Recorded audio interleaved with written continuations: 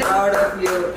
And thank you audience love వల్లనే నేను ఉండగలిగాను. మీ ప్రేమ ఆదరణ లేకపోతే నేను ఫస్ట్, సెకండ్, థర్డ్, ఫోర్త్ ఏదో ఒక వీక్ లో వికెట్ అవుట్ అయిపోయేది. But thank you for your constant love and support. Thank you. మీకు నేను మీ ఇంటికి వచ్చి తినిపించలేను కాబట్టి వర్చువల్ గా నా ప్రేమ